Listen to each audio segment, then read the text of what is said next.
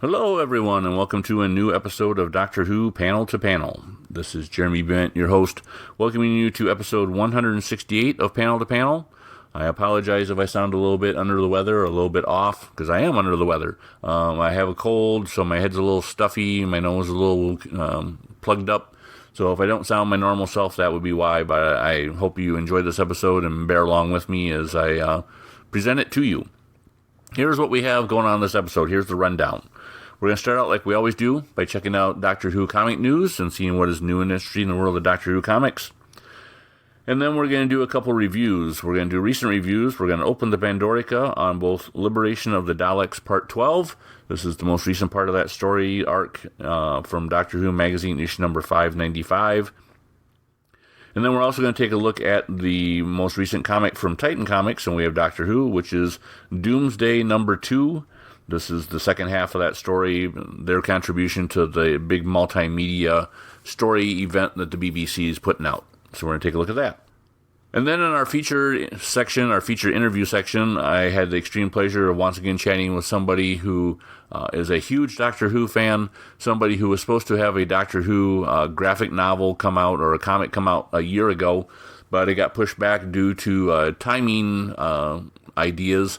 Since it's a 10th Doctor story and we have the 14th Doctor coming up here in another month or so, or a couple months, Dan Slott, somebody who's known for writing Spider-Man, Silver Surfer, Fantastic Four, Iron Man, lots and lots of Marvel comics.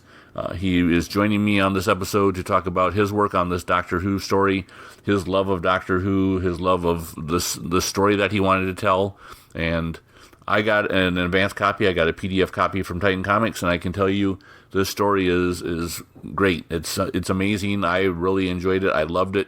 You can definitely tell not only Dan's love of Doctor Who, but also Christopher Jones and Matthew Dow Smith and Mike Collins, their love of the character and their love of the mythos of Doctor Who.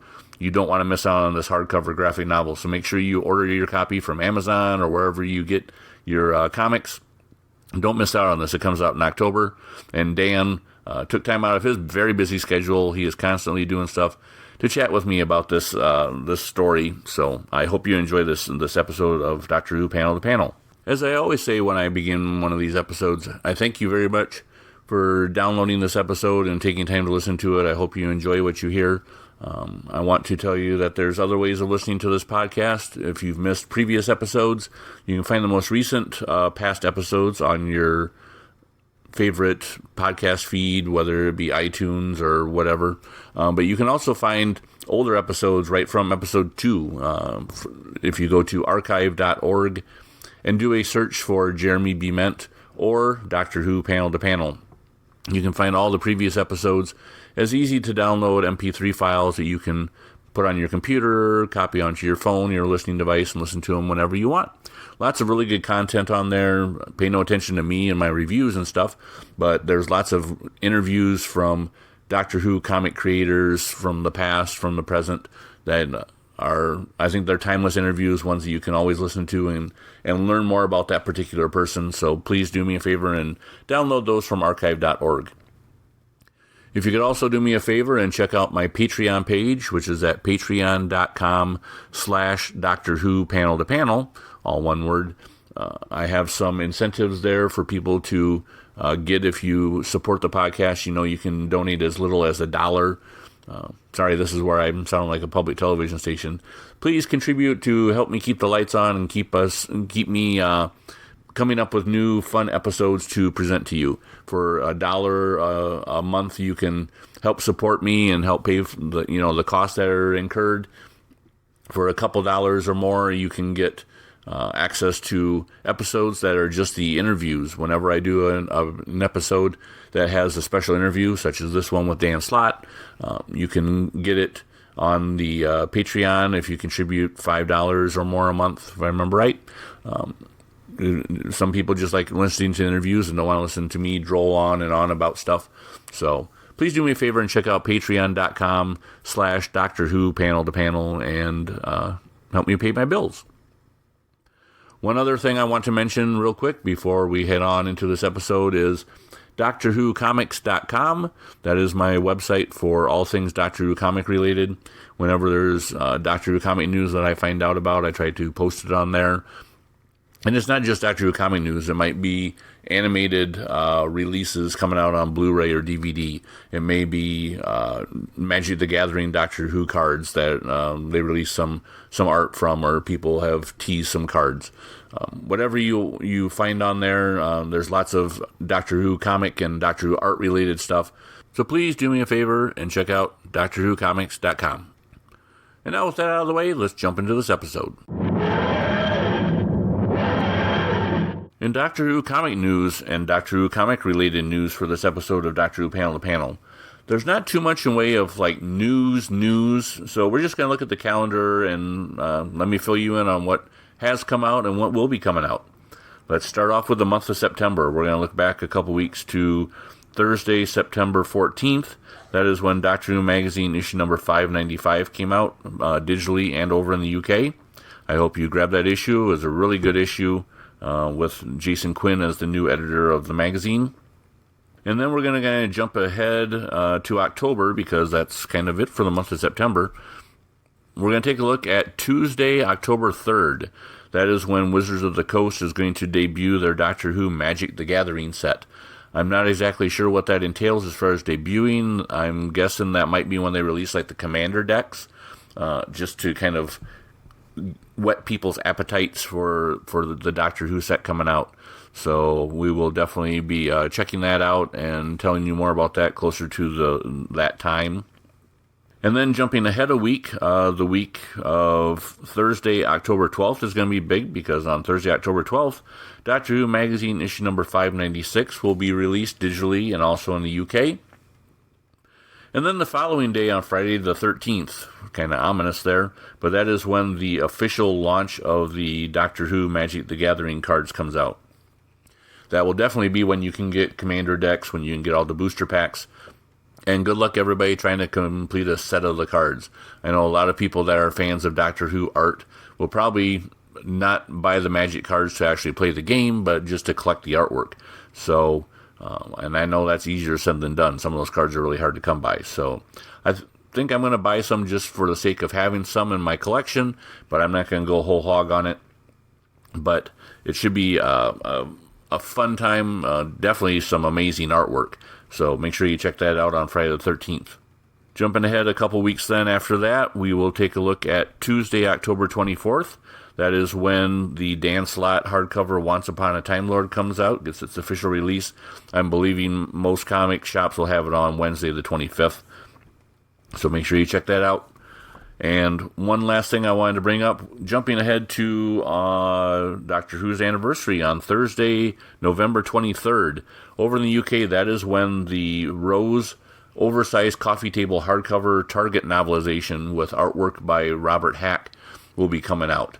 I know the Doctor Who and the Daleks book, I still have it sitting on my shelf. I need to sit down and actually read it. I've flipped through it numerous times just to look at his amazing artwork. But the Rose hardcover that's coming out will definitely not disappoint anybody who's a fan of Doctor Who artwork. And it's definitely, if you have a coffee table and need a book to put on it, this is a perfect one to let people know you're a Doctor Who fan and you know a good story and good artwork when you see it. So there you go. There's all the releases I can come up with at this point in time. So that's it for Doctor Who Comic News. Let's get into a couple reviews. It's time to open the Pandorica on another Doctor Who comic strip, a brand new one. This time around, we're going to take a look at Part 12 of Liberation of the Daleks. The strip is written by Alan Barnes with art by Lee Sullivan, coloring by James O'Freddy, lettering by Roger Langridge, and Marcus Hearn is the editor. This is in the new Doctor Who Magazine issue number 595, and it's another part in this ongoing story, or almost finished story, of Liberation of the Daleks with the 14th Doctor. This strip starts out with Georgie sacrificing herself to try to stop the Daleks from coming through and taking over or conquering all. And the Doctor is trying to stop the Daleks or the fake Daleks from becoming real. Georgine, the realistic character enlist Claire and Claudine, the two human apes that work for her in this Dalek world, to help her go stop the Daleks and find the Doctor. And the Daleks are going to try to stop them, but her chief of the Dalek world jumps forward to stop the Daleks so they can escape. Meanwhile, the creatures that the Daleks are using to make the calculations to create the gate which the fake Daleks or the virtual Daleks can become real, have made their calculations, and the Doctor is trying to figure out a way to stop them. And that is when Georgine and her crew in tow come crashing through to stop the Daleks. And the Doctor and Georgine and the other two are able to take a glove, a porting glove, and use it to port all four of them away from the Daleks. They start doing kind of short hops through the Dalek worlds to escape, and that is where we come to the climax of the story, or the cliffhanger of the story. So, and there you have it. That's basically the synopsis. That's the review, or the review of the story. My review of the story is it's another part of this story. It's only 6 pages long, and kind of like I've alluded to all throughout the reviews of all these parts, I think once the story is finished and it's collected together into a graphic novel, it'll be a really fun story to read going through. As parts go, to me it seems kind of choppy, and just as you're getting ramped up for something to happen, that's when it's time to end the story and wait for the next issue. That being said, however, Alan Barnes' story I think is a lot of fun for what it is, and once again I think it's going to be a really good story once I read it all in one fell swoop. Lee Sullivan's artwork, something seemed a little bit off a couple times during looking through this. It almost looks like he was kind of reaching the deadline and had to rush a little bit here and there to make sure he met his deadline to get this part of the strip done for the issue for its release. The final page, though, is really spectacular. It looks like he spent a lot of time on that, and wow, it would be a great page of original art to own. So anyway, it was a fun story. It is what it is, and I think you'll enjoy it. So make sure you pick up the new issue of Doctor Who magazine. Exterminate! We're going to leave the Pandorica open for another segment. We are going to take a look at another new comic that came out just recently. This is Doctor Who Doomsday Comic Part 2. This is Doomsday Part 2 from Titan Comics. This is the continuation of the multimedia Doomsday story that's been going on over audios and books and comics. And this is Titan's contribution. This story was written by Jody Hauser, with art by Roberta Ingranata, coloring by Warnia K. Sahadwa, lettering by Richard Starkings, and comic crafts Jimmy Bentoncorp, and Jake Devine is the group editor. I'm going to read the previously because, one, it'll kind of get you up to speed as to what happened in the first issue, and two, I think this is a really good summation of what this whole Doomsday story is about. Doom is currently traversing all of time and space in pursuit of the Doctor, who is the only one who can save her from the ever-approaching death. Instead, she's found Missy, a morally ambiguous Time Lord posing as the Doctor, who has taken it upon herself to stop Doom's killing spree. Or is she just after the perpetual topaz Doom stole before she had the chance to? With Missy hot on her tail, Doom has less than 24 hours to save herself before her fate is sealed forever. So basically, Doom is trying to find the Doctor in hopes of having the Doctor save her from death. The first issue was basically just Doom and Missy running around. Doom kind of has this device that tells her where to go to try to track down the Doctor, and she's on this wild goose chase, and Missy is now following along because she is pretending to be the Doctor, and she's kind of miffed at Doom for not believing that she's the Doctor, for one, but also Doom has this perpetual topaz, this world-ending device that she has gotten before Missy had a chance to. This part of the story has them leaping to the Canis Major Overdensity Convention Center and Resort. This is where Doom is going. It's basically a convention of people who love things about the Earth. It's a New World convention. So Doom and Missy have both ended up there. Doom crashes the convention, and she is trying to find yet another. Well, she's trying to find the doctor, but she's also trying to find something else. That she's looking for a device that she can use in her plan to find the doctor or to destroy something, or it's kind of hard to tell. Anyway, they end up going and kind of sneaking into this bookshop where somebody has come along to destroy all the books. It's somebody who is from a society that believes that if you destroy all the books and all the knowledge, it kind of wipes things from existence. And basically, Missy is able to stop the person who is out to destroy the books. Doom is able to escape with the item that she was looking for, the special book she's looking for, and they go on their merry way. That leads them to their last stop, which is a planet, a dying world, the name long forgotten, and where they encounter this gentleman who is the last of his kind. He's the last of his race, and he is out to leave his mark on the universe to show that his race did not die in vain and get wiped out in vain.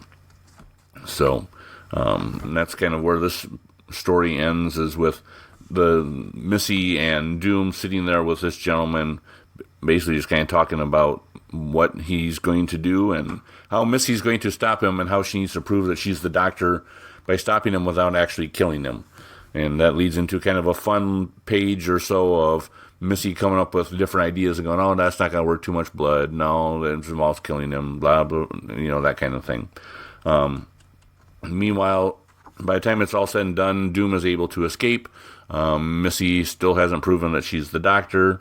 Doom has kind of figured that out anyway, and the Doom story continues. So that's kind of the end of that issue. This issue and this two-part story I thought were okay. I was hoping for more from this kind of multimedia story, at least the parts that I read the comics, but when they create a multimedia story like this, they want you to partake in all of it and to read all the parts and listen to the audios and read the books and play the game and yada yada. But for just reading the comics, which is the part that I'm interested in, of course, being a Doctor Who comics fan, I thought the story was serviceable, but at the same time, you didn't get a lot out of it. It was just kind of a runaround that had really no ending, no big conclusion. So I thought Jodie Houser's story was serviceable. It was fine. Roberta Ingranata's artwork is great, like it always is. And that's about it. So there's my review of Doomsday number 2. You will be deleted. Dan Slott, welcome back to Doctor Who Panel to Panel. It is always a pleasure to talk to you, my friend. I am now officially warped in. Awesome, and we can officially say that your annual / special / hardcover graphic novel Once Upon a Time Lord has an official release date. Oh my God, yes. After all this time, it's been bouncing around the time vortex. Well, I think a lot of crazy. It is. And I think a lot of people. It was done like over a year ago. It was, but there's this thing like when I work on a comic, you always want to tweak one more thing or fiddle with it one bit. When I was working on She-Hulk, I remember I said to my editor Tom Brevoort, like, I know how to fix like this specific issue, and he was like, "That issue's in print, man." I'm like, "Yeah, but I know how to fix it now." And he's like, "Oh, you're killing me. You are killing me." So this, like, we did some like not last minute. We did like tweaks over time where I'm like, I've never really been happy with that line. I'm going to fine tune it. And what a joy that's been to have like a year to go, oh, I caught one more typo. That would have driven me crazy. Let's fix that. Is this something that kind of happened off and on over, months or so? Would you happen to go back to the script or go back to the pages and look at them and go, nope, I don't think that word's right. I should change that "and" to a "but"? Yes. And God bless my editor, Jake. He did not want to kill me. So, but yeah, no, it's Doctor Who, and it's my first Doctor Who. Of course, I'm going to obsess over it, and I'm going to reread it, and I am so happy with it. I could not be happier, and especially because of that fine tuning time that I'm like, oh yes, good.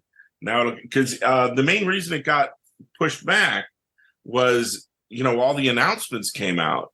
Sure. And Titan was like, well, if there's going to be David Tennant specials coming up, we want this thing to come out near the specials. Yeah, makes sense. It'll do better. And I'm like, that makes absolute sense. So that's why it kind of bounced around a little, especially at the end. I like that there are people like at Titan doing things where they show they are physically holding the book, like it's done. Like here's a hard copy of it. It's actually printed, and here it is. Speaking of hardcover, I'm this question is kind of more of a marketing or more for Titan themselves. But originally, it was supposed to be like an $8, like a prestige book or an annual. Why was the change to a hardcover, like a graphic novel? I have zero idea why that happened. I was not brought in on that, and it's jacked up the price. So, okay, let me ask you this then: Were you happy to hear that it became a hardcover? The geek in me was, because it makes it a Doctor Who annual. That's true. The Doctor Who annuals of old were hardcovers, so this is like real old school. There's a part of me that is like, one of the thing I'm happiest about for this thing bumping a year is you always have to, for Doctor Who, match the logo to the current series. So the original logo that was going to be on the covers was the 13th Doctor logo. Yeah. And for me, that felt wrong. When you read the stories, there's 2 stories in the issue, and I don't want to do spoilers, but there's a reason why you get certain logos on the interior. And I love that. We really geeked out over all of this. But what I really love now is that the Diamond Anniversary logo, that's the logo when I started watching Doctor Who. Sure. So to see that on the book is like, oh, that makes me giddy. That it's got the Doctor Who logo I grew up with. I'm so happy. I'm like, this whole thing has become it really is a dream come true scenario, because he's in my top 5. The like, for fictional characters I've always wanted to write. And he's in there, so it's like, oh, I scratched that itch. Whenever I grew up reading the Dave Gibbons Doctor Who comics. Sure. And I grew up watching Tom Baker on PBS. So I've been like a diehard Doctor Who fan, a huge Whovian most of my life. Where am I going with this? For me to I've been very, I haven't hidden this. I've worn this on my sleeve. And whenever I'd go to London to visit friends or family or do a convention, Titan would take me out to dinner. And they would go, how would you like to do some Doctor Who comics? And it would rip out my heart. I would just be like, I can't. I'm exclusive with Marvel. I've been exclusive with Marvel since 2004. Yeah, it's been a long time. Yeah, 20 years. And I would go to Marvel and go, guys, the main reason you put me on exclusive the reason why Marvel puts people on exclusive and DC puts on exclusive is that so Coke doesn't work for Pepsi and Pepsi doesn't work for Coke. Sure. And a lot of other creators, they get grandfathered into their contracts. Oh, I'm working on this project for Boom, or I do this book for Dark Horse, or whatever. And they get to work for guys that aren't DC. Yeah. And I'm like, this is Titan. Guys, let me do a Doctor Who comic. And they'd be like, Dan, do you like working for Marvel? So I'd get really frustrated about that. And I would have this talk with them every time my contract came up for renewal. Because I'm on like dinner number 12 with Titan. Uh-huh. I'm like, please, can I have a carve out for Doctor Who? Just one comic a year. Uh-huh. And they're like, no. And then one year I had a ludicrous amount of leverage for reasons I can't get into. And I was like, okay, I would like to put these things in my contract. And we would be arguing about stuff. And at one point they went,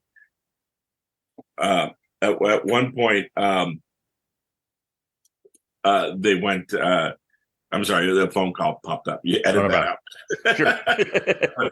At one point, they were like, okay, you can do the Doctor Who comic. You can do it. You can do one a year. And I immediately like raced over to Titan and I was like, I can do Doctor Who for you now.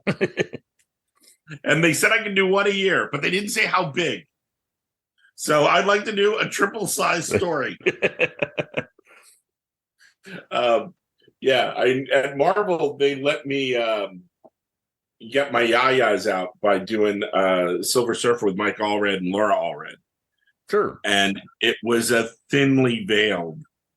We were always straight up and totally honest about it. It was me doing Doctor Who style stories. Sure, I remember when we first talked. We had talked about the fact that your Silver Surfer one was basically you doing Doctor Who stories. Yeah, it was very much Tom Brevoort and me going, what if we rebooted Silver Surfer the way Russell T Davies rebooted Doctor Who? Mm-hmm. Like what if it's the story about Silver Surfer gaining a human companion? I have given like copies of Silver Surfer comics to so many people in front of and behind the camera at Doctor Who. It is ludicrous. Look, I wrote this. Please like it. One of the most surreal moments for me was I'd gotten copies of it to David Tennant, and I was doing a convention, my first convention where he was there. Okay. And I go into the green room to get a thing of water, and I turn around and there at this table right next to me was David Tennant and Billy Piper having a coffee. Mm-hmm. And David Tennant looked up and went, Dan, because he met me at Marvel where I was I got the stuff, and I'm like, oh, and he's like, and I said I had comics to give to Billy. And he's like, just do it now. So I gave her some Silver Surfer trades and some issues, and David Tennant was tapping the top of the first Silver Surfer trade and going to Billy Piper, oh, you have to read this. You're really going to like it. There's a lot of Rose in this character, Dawn. And I'm like, I don't want to think in the world. You got to keep it all inside. I'm like, yep. Play calm, play cool. I have the worst poker face in the universe. I'm sure they knew exactly how much I was geeking out. But yeah, no, this is when I got to do this one, I really wrote it as if someone's going to wise up and they're not going to let me do another one. Like we kind of tentatively have planned to do 3 of these over the course of 3 years. But there's every chance in the world that this thing will tank. So please buy it.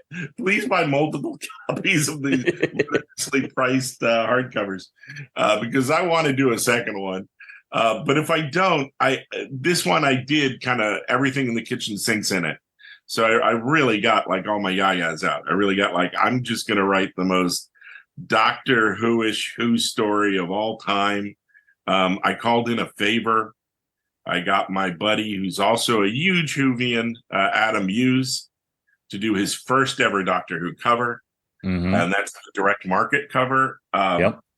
And at one point, I was texting back and forth with him, letting him know what was in the issue for, like, if you wanted to put something special on the cover. Sure. Like, what were all the story elements? And when I told him about the middle bit, like, there are characters in this story that are, your favorite new Who villains. Mm-hmm. And there are a lot of them. And there are all new villains that me and Chris Jones, the artist, got to create. You got to do that. If you're working on Doctor Who, you have to create your own aliens. Oh, yeah, definitely. It's the law.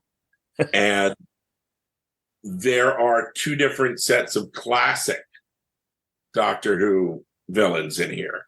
There's some from the Tom Baker era and some from the Peter Davison era are in here as well. And when I told him the bits with the Tom Baker baddies, he started freaking out. Adam Hughes was absolutely freaking out because that was his sweet spot. That specific adventure. Oh, really? Like his favorite.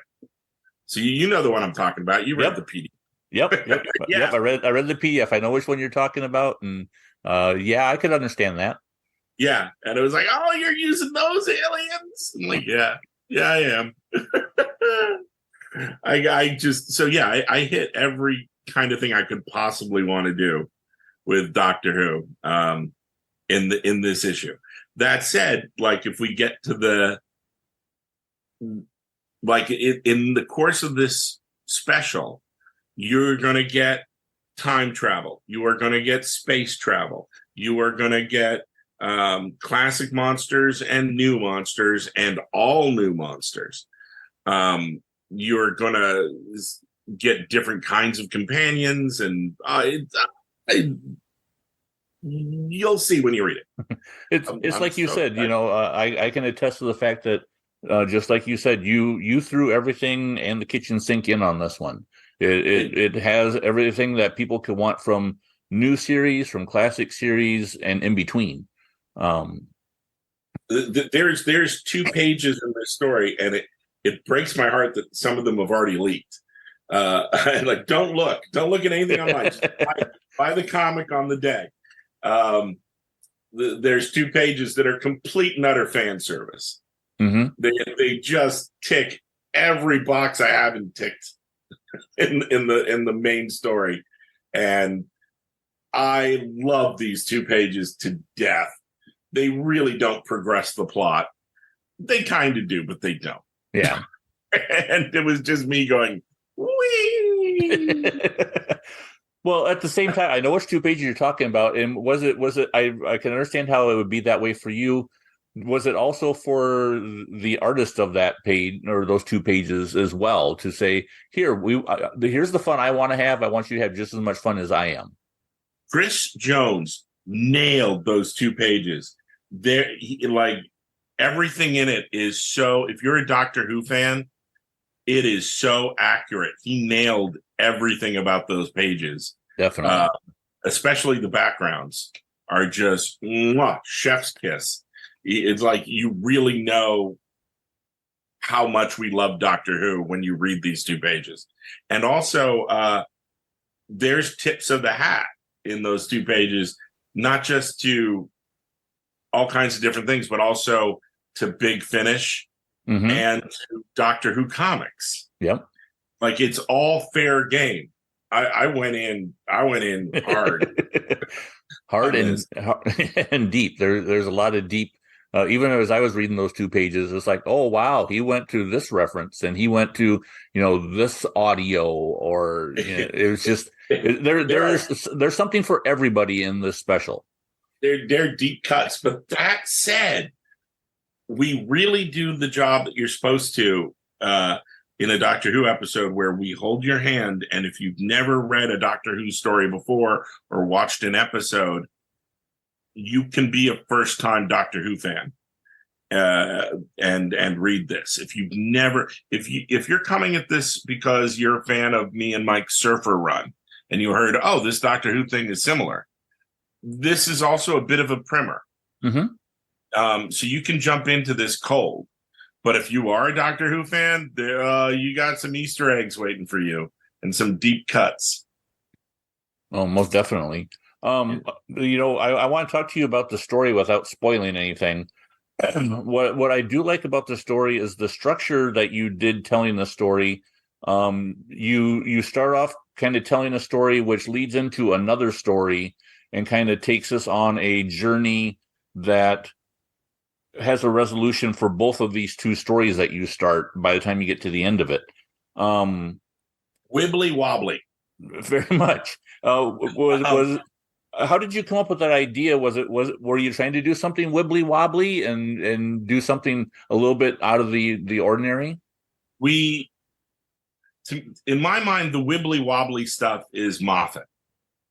And we clearly in this special, it's clearly a love letter to Russell T Davies' original era, especially the first 2.5 seasons. 3 seasons, 2.5. Yeah. Because it's a Martha story, and it's continuity-wise, it's about 2.5 in. So it's a love letter to everything up to that point. And if we do a second special, I believe that what the plan right now as it stands, because I think they really want to focus once Shudigatwa debuts as the Doctor, that they want all print media to be about this Doctor. That we're gonna enter a whole new era of Doctor Who, where thanks to Disney Plus, it's gonna have a worldwide release. There's gonna be a whole streaming section of Doctor Who available that's never been available before for the debut of a Doctor. I think it's going to be crazy. I think it's going to catapult Whodom into like whole new levels. Yeah, I totally agree with you. And what they really want to do is stress, if you're jumping in now, this is your Doctor. This is the Doctor. All the past stuff happened, but let's shine a light on this guy, on this version of this character. So if we do a second special, it'll probably be the 15th. But if we get to the third special, it will probably be a big love letter to the Moffat era. Okay. And you will get your 11th Doctor and 12th Doctor stories in that special. And it will be, we already have it planned out. It'll be the most wibbly wobbliest, Moffat-ish kind of story you can do. But our two hearts are firmly on our sleeves, and we're doing hopefully very much Russell T Davies era, which is weird because now we're back. Yeah, we're back. We're getting a second go round, although with the time that has gone on between the first RTD era and RTD2 now, I agree with everybody else. It's going to be really interesting to see how his style has changed and how the show under a second regime of his will be different. As somebody who spent like 10 years working on Spider-Man and then took 4 years off and then came back and is doing Spider-Man again, it's all very reminiscent. It's all like, I totally get it. It feels weird to come home again. In the special that's coming out, you already talked about Christopher Jones and the 2 pages that we alluded to about how he knocked that out of the park. He's also kind of doing the beginning and end of your story, and then you have Matthew Dow Smith doing the bulk of the story.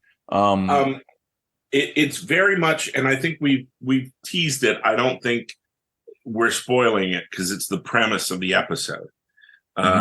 Is the Doctor's companion has a Scheherazade problem. She has to tell stories to these aliens, and the second she tells a bad story, she will be extinguished. Yep. So it's every writer's greatest fear, especially when you're writing serialized fiction. This need to constantly keep your audience entertained. So it is very much a writer's dilemma. So yeah, this is my greatest fear, that I live every single week of 20 years. And so what you're getting is stories on multiple levels. So there's the adventure that the Doctor and Martha are having, but then there's also the adventures that Martha is telling you about. So the meta story is by Chris Jones, and the stories within the stories are drawn by Matthew Dow Smith, which it's a fun, neat visual cue, almost like a filter to go, okay, now we're in the story within the story. Now we're in the meta story. And the backup is by Mike Collins, who is a Doctor Who storyboard artist who's been storyboarding since the Eccleston era, all the way up to present. And he is doing we did a short story with the Ninth Doctor and Rose as the backup. So those are our three art teams. Just a joy to work with everybody. Everyone's got so much Doctor Who cred. I mean, I walked in as the novice, and these guys here's a guy that's been storyboarding Doctor Who since 2005, and here's Chris Jones, who's drawn boatloads of Doctor Who stuff, who can get the likeness of any Doctor Who actor down pat. And Matthew Dow Smith, who had a wonderful run of Doctor Who. Yeah. So I got to break out all these Doctor Who pros, and that was an honor. This is and we got to wrap the whole thing in two covers, one by Chris Jones and one by my friend Adam Hughes. Yep. The thing I like, there's a section in one of the stories, and when Matthew Dow Smith was going to draw it, part of the description in the plot, and like we talked about it too, I was like, this is the ultimate Doctor Who moment of all time. This is just everything all at once. This is the way I described it in the plot, was if you ever got to do a painting on the side of a van that was Doctor Who, this is it. This is your Doctor Who van painting. And you know the exact moment I'm talking about. I sure do. And it was fun that, in a weird way, Chris Jones got to do that moment too. So I was really excited. I can't talk about anything. I don't want to spoil stuff. I don't want to spoil the painting on the side of a van moment. No, but that's the energy we were going for. Oh, that is awesome. And Mike Collins too. Not only was he a storyboard artist, he was when the new series debuted in Doctor Who magazine. He was the artist who did the Ninth Doctor through Christopher Eccleston's entire run in the comic strip. Yep. So he's like the guy who's kind of what has been handpicked to do Eccleston's likeness. So, we have in what will probably be the third special. We have I'm going to do a short story in there for the 13th Doctor with 13 and Yaz. Okay. And we've got Mike, even though it's like years in advance, Mike queued up for that. That's good. Mike's an awesome artist. I love working with Mike. This has been a joy. So yeah, you've worked, working with Christopher Jones and Matthew Dow Smith and Mike Collins, all of whom are superior artists in their own right, but who are also huge Doctor Who fans. How much fun was it to work on this with all three of them? Oh, it was a blast. It was also fun that, like, on the kitchen sink level, I'm going to give you my best damn take on all these different aspects of what makes the Doctor the Doctor. Mm-hmm. And it's comic, so you have to show, don't tell. And to see these guys go in and go, oh, like read the script and go, oh, I see what you're doing here. Oh, that's great. Was a joy. The Mike story, it's very weird because it's a story you can only do in comics. Yeah. You can't really do it you couldn't make it a Big Finish story. You couldn't make it an episode of the TV show. It only works in comics. Mm-hmm. That's a joy. I guess you could probably do it. You could do it on TV if you had subtitles. Yeah. But I love the word balloons. Yeah. And as you are somebody who I think does an awesome job of taking advantage of the comic medium. I'm thinking back to your Ren and Stimpy days and doing the Mobius strip. Oh, you're thinking the oh God, yeah, I've done the Mobius strip gag twice. So in the Ren and Stimpy era, we actually made a comic that you cut out of the comic, mm-hmm. and you assembled into a 16-foot long Mobius strip. That was a Mobius comic strip. Uh-huh. And then later with Surfer, we did the Mobius strip on the page. Yeah. Yeah. We did some weirder, cleverer bits. We need to get to the second one of these specials. Please buy tons of this, because we will blow your mind with a timey-wimey thing that we're doing that you can only do in comics. And I've already befuddled my editor Jake by walking him through it all. He's like, we could do that. I'm like, yeah, only in comics, only Doctor Who. If we can just get to that second special for 2024. Oh my God. Oh my God. What year are we in? It's the whole timey-wimey thing is messing with you. It is. I feel like I'm the third Doctor. Am I in the 70s? Am I in the 80s? I don't know. Reading through this story, it's an amazing story. It's an awesome story. I love how it feels like almost like a fairy tale the way it's told, and I reread it tonight just before we're chatting, and it almost feels like you're starting out at the top of a staircase, and you're walking down the staircase as you're reading this story to get into the heart of it, and then you are walking back up another staircase to get back out of it to reach the end. I found the way you did this storytelling was very intriguing, and it made for a really fun story to read. We had to do God bless Chris and Matthew, because we had to do some things that were pretty complicated, because we had two artists doing the lead feature on purpose. Mm-hmm.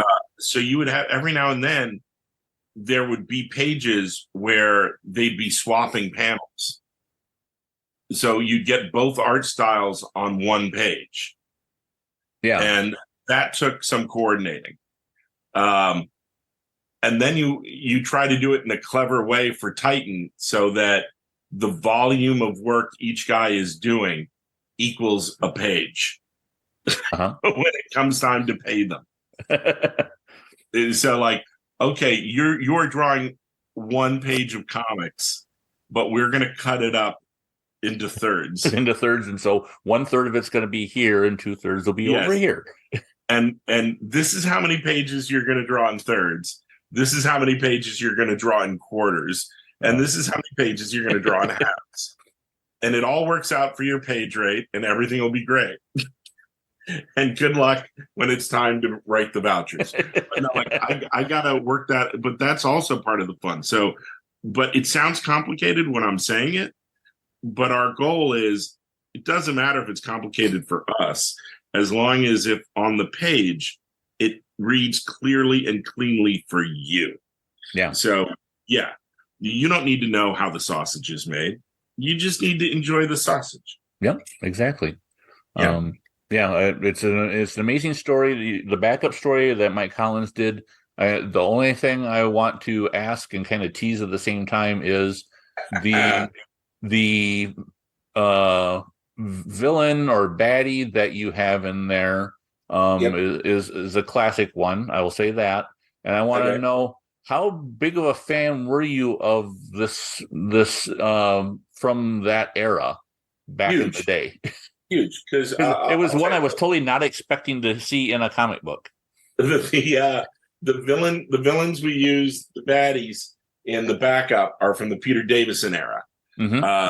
So the way I met the Doctor was I started with Robot, and I watched all of that. But like, if you watch Doctor Who in America, they would do an entire adventure in one night. Yep. On the weekend, and that takes a lot of stamina, especially if you're a young kid, because these things were designed to be watched half hour at a time, a week at a time. Yep. They do not play well when you jam them all together. Oh my God, with all the running in the corridors and scenes repeated, and you're like, oh, please, let me see them weekly. Not only that, but in Iowa, where I was at, when they would show those, they wouldn't start them until 10 or 11 o'clock on a Friday or Saturday night. So you would be watching, a 6-part story, which is 2.5 hours in omnibus version, starting at 11 p.m., trying to finish at 1:30 in the morning after having been to school all day long. Yeah, it gets long and tiring. You start losing track of what's going on. Yeah, you get so dippy. Because of that, I could only watch them in the summer, because that's when we go to the East Coast to visit my grandma. They weren't airing Doctor Who on the West Coast in PBS. Okay. So I got to that would be my one and only time.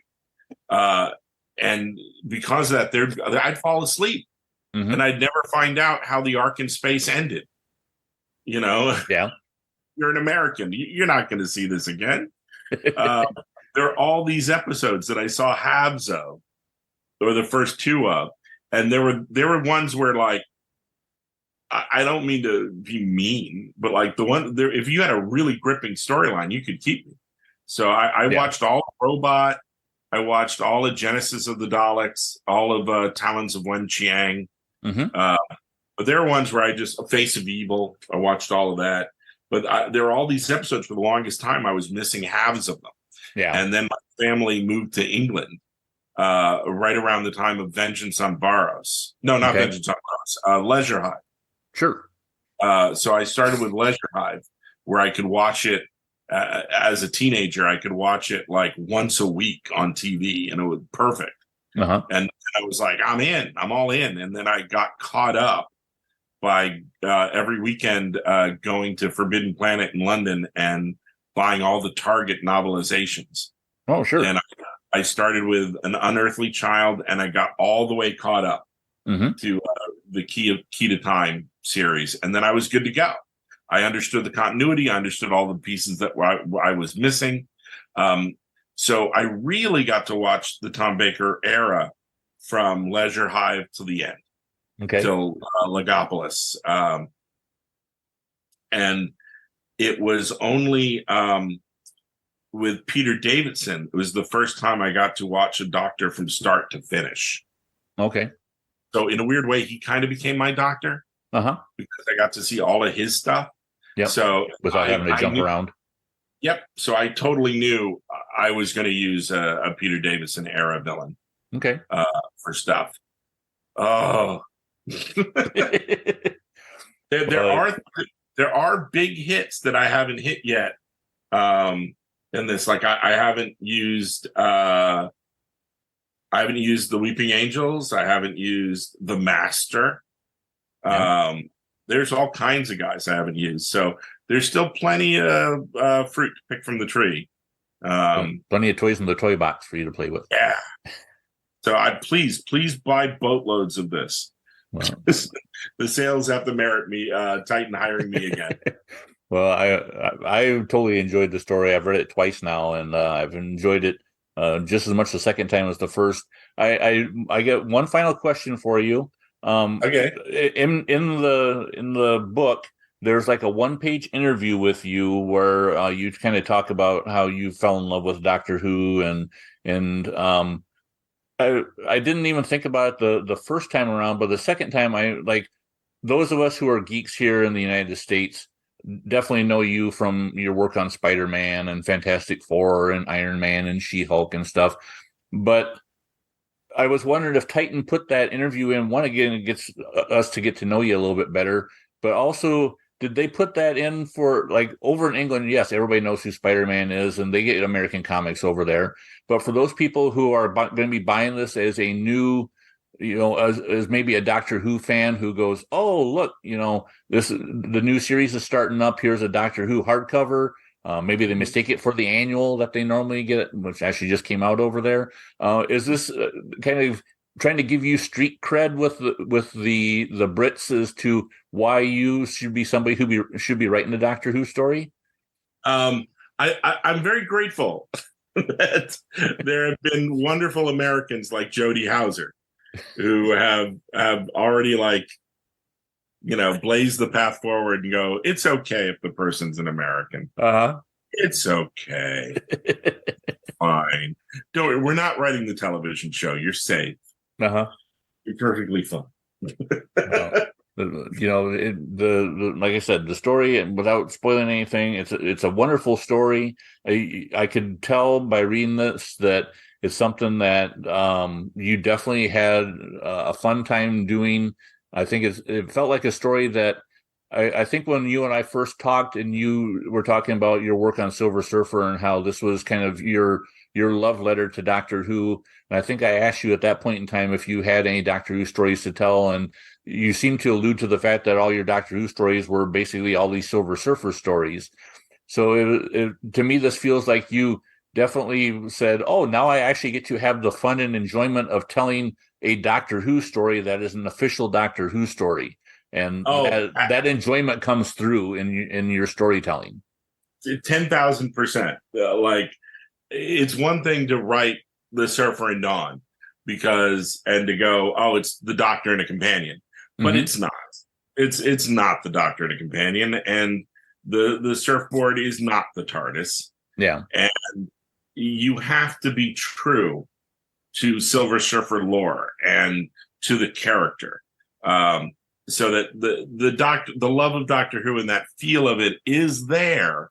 But you're clearly in the Marvel universe, and you're clearly with the pantheon of Marvel characters that Surfer runs into. It is what it is. But this is Doctor Who. This is, Once Upon a Time Lord, this special, this is me getting to open a vein and just write, Doctor. It's the Doctor and a companion. And oh my God, of course, I just getting a chance to write like the backup, to tick the box with the Eccleston Doctor was great. And getting to do this romp with the David Tennant Doctor, the 10th Doctor, is just what a dream come true. And to hit all the bases. Like, one of my favorite episodes is Girl in the Fireplace, because it has time travel and space travel.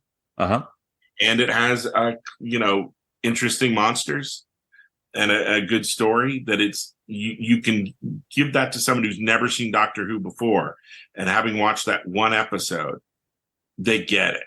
This is the length and breadth of everything this character can do in one episode.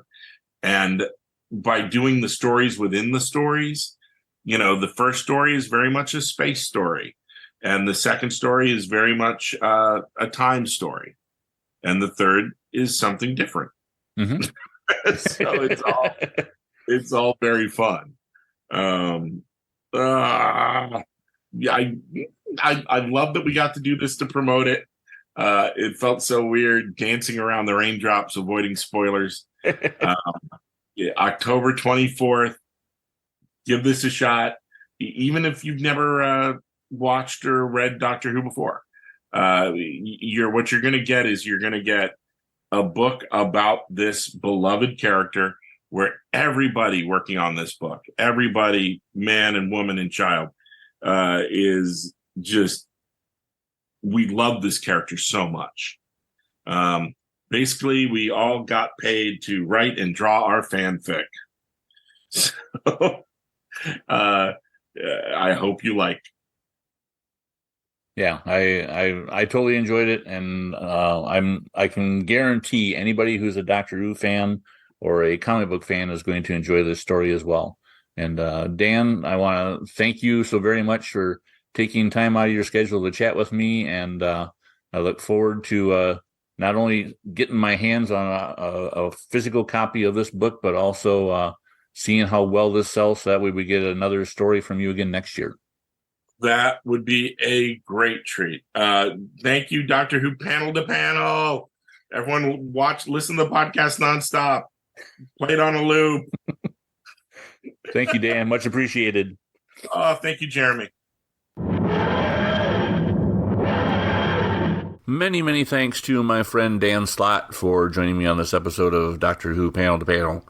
It's always a pleasure to chat with Dan. He's so full of energy, and he is so passionate about the things that he loves, whether it be Spider-Man or Silver Surfer or Doctor Who in this case. You know, he will talk your ear off about Doctor Who, and I think his enthusiasm for Doctor Who as one of his favorite fantasy characters is something that shines through in the Doctor Who story that he puts forth in Once Upon a Time Lord.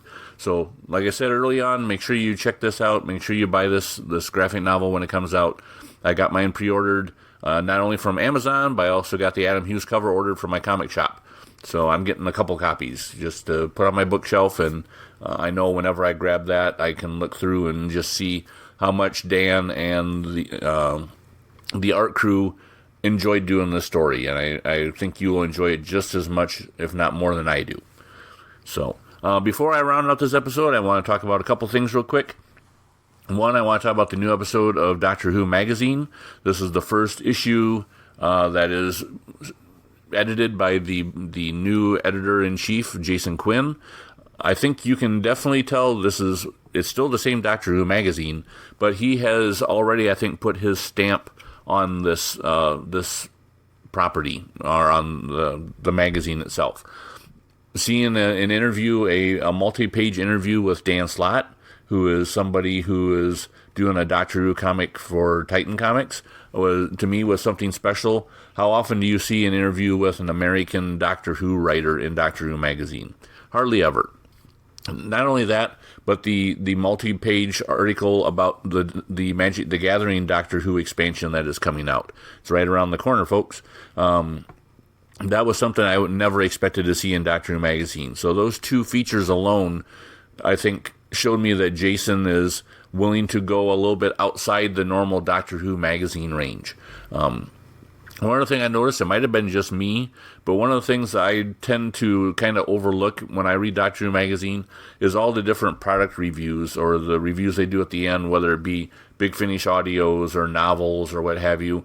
I'm somebody who, I hardly ever read a review, because if I find something that's even mildly interesting to me, I'm going to go out and buy it, or download a copy, or partake in it myself and form my own opinion. I really don't have anybody that I go to and say, what did you think of this, in order to determine whether or not I'm going to read or listen to it.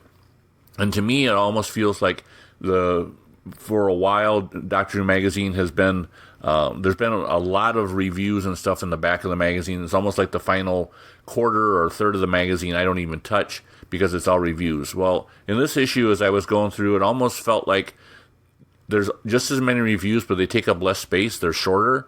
So we get more feature stuff and stuff that I enjoy reading in Doctor Who magazine, as opposed to those reviews in the back that I tend to skip over.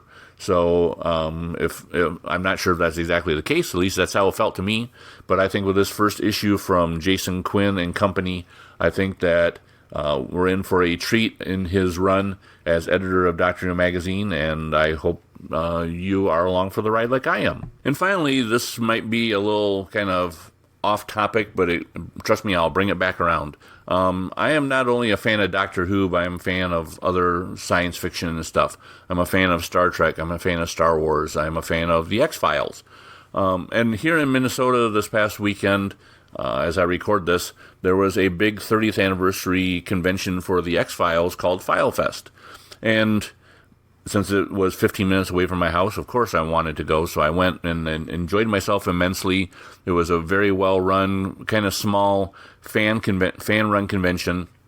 However, the thing that I enjoyed most about this convention was that there were so many X-Files fans there that I chatted with, or more specifically after the convention was over, that went on Twitter or on social media and talked about how great it was that they were able to spend a weekend with other X-Files fans and talk X-Files with them and just enjoy each other's company, and how great it was that they don't feel so alone that they're the only X-Files fan that they know. They're the only person who loves this program that has, started 30 years ago.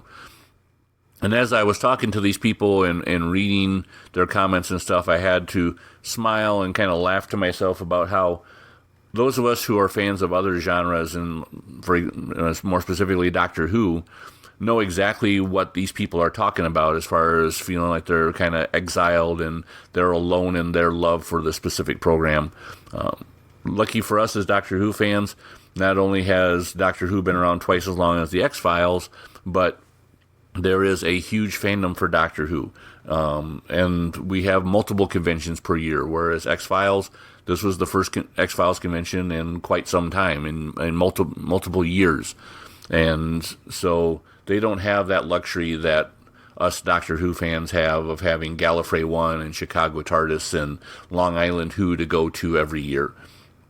Plus, what other sci-fi program, well, I guess Star Trek and Star Wars, but Doctor Who has so much going for it in way of multimedia. Not only do we have a new TV show starting up again, we've had a TV show since 2005.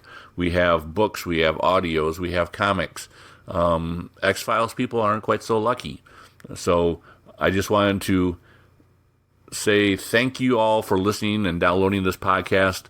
There's not very many other fandoms where I could do a podcast about an offshoot tangent media property of a beloved sci-fi character or sci-fi program and have people listen to it. So thank you all for going along with me on this ride. Thank you for downloading this episode and previous episodes. I hope you enjoy what you're listening to. Please let other Doctor Who fans know about it. And until next time, this is Jeremy Bement saying bye. Doctor Who Panel to Panel, the podcast about Doctor Who comics, thanks you for downloading this episode. Let us know what you thought about this episode or of Doctor Who comics in general. You can find us socially on Facebook at Doctor Who Panel to Panel, on Twitter at Doctor Who P2P, 2 being the number 2, and online at DoctorWhoComics.com. Download previous episodes via your favorite podcast service and find the complete catalog of episodes featuring amazing interviews with creators past and present at archive.org. Just search for Doctor Who Panel to Panel. Thank you.